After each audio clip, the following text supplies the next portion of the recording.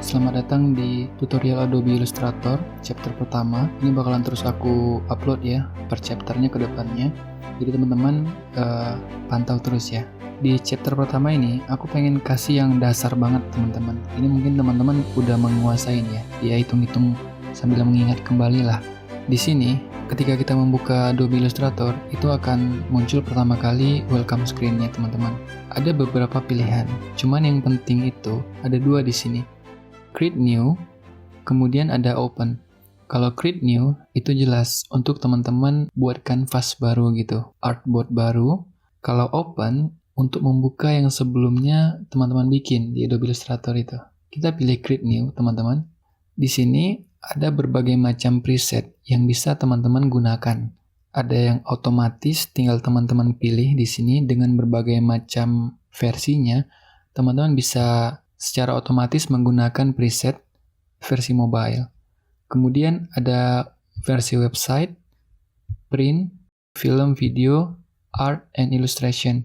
Teman-teman juga bisa custom ya, mau ukurannya berapa dan sebagainya. Di sebelah kanan ini teman-teman bisa lihat ada preset detailsnya. Di sini kita masukkan nama untuk project kita nanti. Misalnya kita mau bikin logo dan sebagainya. Teman-teman bebas kasih nama apa. Kemudian di bawahnya ada width. Width-nya itu untuk lebar kanvas kita, lebar artboard kita teman-teman. Mau berapa diatur bebas. Kemudian ada height-nya, tinggi dari artboard kita itu.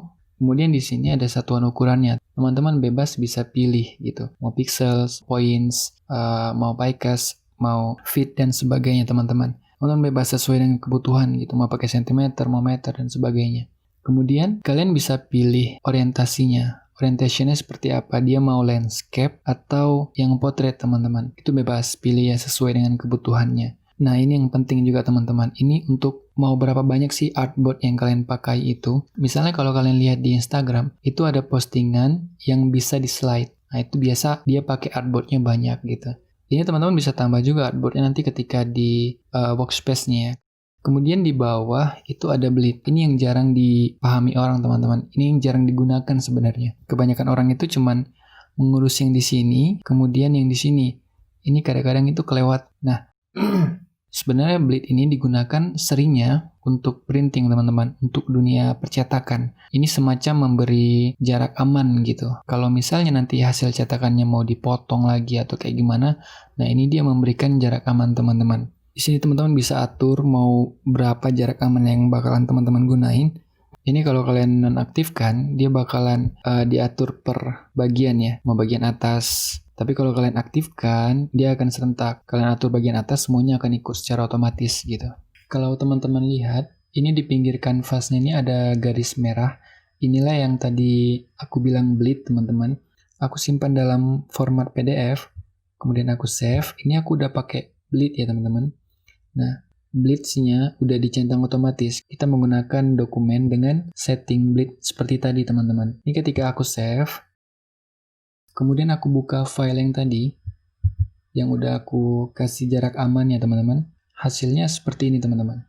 Kalian bisa lihat ya, ketika hasilnya keluar, itu dia masih ngasih space lagi sedikit teman-teman. Space putih ini, jarak aman ketika kita melakukan percetakan nanti. Nah, inilah fungsi dari bleed itu teman-teman. Nah, kemudian di bawahnya ada advanced option teman-teman. Ini sebenarnya ketutup ya seperti ini gitu. Ini teman-teman bisa pilih mau buka advanced option-nya atau more setting. Kalau teman-teman buka more setting, itu sama aja kayak teman-teman buka advanced option sebenarnya. Nah, kita lihat ya. Di more setting, itu tampilannya mirip banget. Tuh. Sama seperti ini gitu. Nah, di sini ada yang namanya color mode. Color mode ini apa teman-teman? Ini basic warna yang mau teman-teman gunain nanti ketika teman-teman membuat sesuatu di Adobe Illustrator. Ada yang pertama RGB. RGB ini red, green, and blue teman-teman. Kemudian ada CMYK, cyan, magenta, yellow, dan black. Nah ini harusnya B ya, CMYB gitu. Tapi nggak tahu kenapa dia tulisnya K di situ teman-teman. Kalau RGB ini perpaduan warna red, green, and blue yang kalau dipaduin itu menghasilkan warna putih teman-teman. Kalau CMYK ini perpaduan warna yang ketika disatukan dia melahirkan warna hitam teman-teman. Kalau RGB ini biasa digunakan untuk monitor, untuk dunia-dunia digital teman-teman.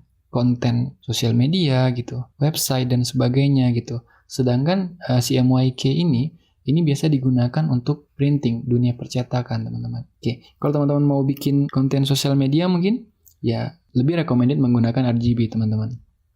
Kemudian ada raster effect. Ini untuk apa? Raster itu bitmap ya teman-teman. Di sini teman-teman tentukan PPI-nya, pixel per inci. Nah, semakin tinggi yang teman-teman pilih, itu semakin bagus kerapatannya teman-teman. Kalau teman-teman pilih yang 36, ya tentu kerapatan pixelnya itu sedikit banget teman-teman. Ini berbeda jauh sekali dengan kalau teman-teman pilih yang height, yang 300 ppi. Dia bakalan lebih rapat teman-teman. Oke, kemudian ada preview mode-nya ini. Kalau teman-teman pilih overprint, ini ketika teman-teman mau ngeprint ya. Atau pixel ketika teman-teman mau melihat pixelnya gitu. Kemudian kalau udah diatur, preset kalian mau seperti apa, kalian tinggal tekan create. Nah, ini tampilan workspace-nya. Di sini kita akan melakukan apa yang mau kita bikin gitu di Adobe Illustrator ini. Di sebelah ini ada berbagai macam tools yang bisa kita gunakan untuk membuat banyak hal di Adobe Illustrator ya. Kemudian di bagian atas itu ada menu. Setiap menu itu punya fiturnya masing-masing teman-teman. Di efek ada berbagai macam fiturnya. Di window apa yang bisa teman-teman munculkan. Di view teman-teman mau melakukan tampilan seperti apa di canvasnya, di workspace-nya. Kemudian di objek, edit, berbagai macam hal bisa teman-teman temukan di sana. Di bawah menu ini, teman-teman bisa temukan option dari setiap tool yang teman-teman gunakan. Kalau teman-teman pakai rectangle misalnya, nah si option ini pun akan mengikuti tool apa yang digunakan. Jadi kebutuhan-kebutuhan dari tool yang teman-teman gunakan itu akan muncul di bawah menu ini teman-teman. Kalau di samping kanan, ini ada bar juga, banyak hal di sini ya. Kalau di sini nggak ada, teman-teman bisa munculkan itu lewat menu window. Di sini ada banyak yang teman-teman bisa munculkan. Misalnya Pathfinder ini, nih, tadi kan aku pakai Pathfinder teman-teman. Teman-teman bisa munculkan Pathfinder-nya ini. Kalau nggak ada di sini gitu kan maksudnya.